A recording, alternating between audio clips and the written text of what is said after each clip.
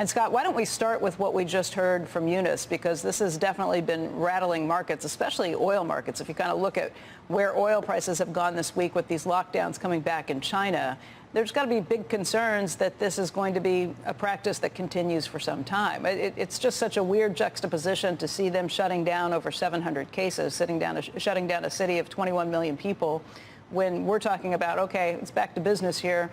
It's just two different realities in terms of how we've dealt with it and how they have.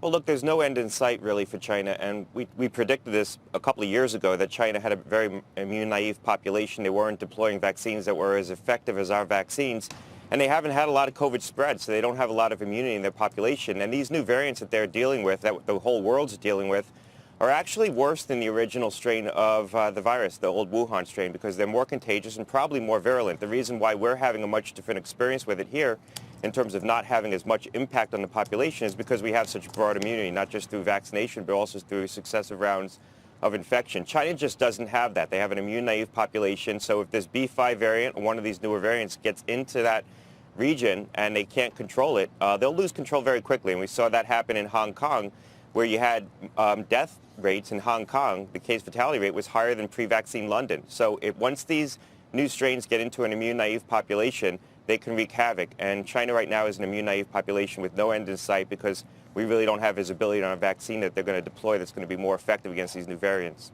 Hey, Scott, let's talk a little bit about the latest vaccines that just got approval.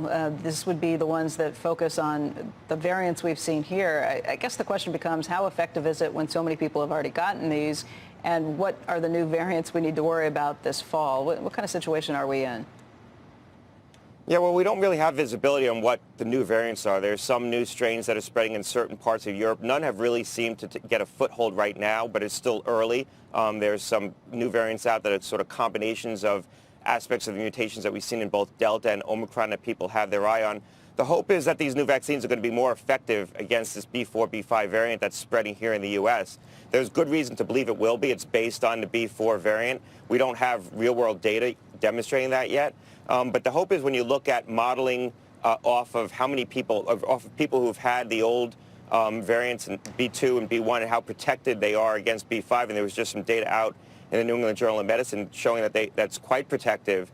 Infection with B2 is quite protective against subsequent infection with B4, B5. That suggests that these vaccines are probably going to afford a higher degree of protection against infection from B4, B5, because they're based on that variant. The durability, that's unclear. How long that will last, I think, is a big question. But I think that we're going to be able to demonstrate that there's pretty good protection for a reasonable period of time from infection. So it restores some of the protection against infection. Again, hasn't been demonstrated in clinical trials. That's the next step to really prove it in real-world evidence.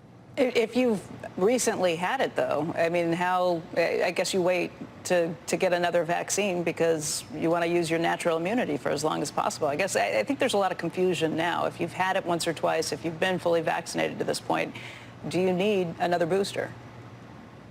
Well, I think that that's right. And the recommendation from CDC was to wait up to 3 months from a prior infection. FDA talked about waiting 2 months. So it is prudent probably to wait a period of time from infection. So if you're someone who was infected this month or maybe even last month, waiting a couple of months to get this new vaccine probably is prudent, because you're going to extend out your period of protection, because you're going to have the natural immunity from the prior infection. And also, there's some evidence that the effect of the vaccine, the protection offered by the vaccine, will be more robust after infection, after waiting that period of time. So there is a recommendation. CDC talked about waiting 3 months from the prior infection. So I think that that's prudent. People who had the vaccine, the previous booster, the recommendation is to wait at least 2 months from the prior booster. That encompasses about 11 million people. About 11 million people have been vaccinated either in July or August, or had their booster in July or August. So those people probably should wait a couple of months before having this new booster. And just in terms of getting back to work, you've heard Goldman Sachs, a lot of other companies saying, like, okay, post-Labor Day, we want people back in the office. We want this to be a return to normal. Is that the message you'd be sending to people too? Time to get back to it? Yeah, I think businesses should start to normalize the workday. I think that, we're in a much different situation. We're certainly not in a situation China is. We have a lot of immunity in the population. This is still having an impact on some cohort of the population, particularly people who are vulnerable, are going to continue to be vulnerable to this infection. But for the vast majority of people who've had it, who've been vaccinated, they're far less vulnerable. We have a new vaccine coming out that should be more protective from infection. So hopefully it will protect the workplace to some degree. And we have effective therapeutics. I think we're in a much different situation, and we have to be thinking about how to normalize the workday and get people back to work for businesses who feel that that's going to be the more productive way to operate their businesses. There's probably some businesses who feel they're getting equal or better productivity out of having workers from home. But a lot of businesses are not in that position. I think that they are in a position right now that they could start to normalize the workday and bring their employees back. Dr. Gottlieb, thank you. Thanks a lot. When we come back, a legal setback for former Theranos CEO Elizabeth Holmes related to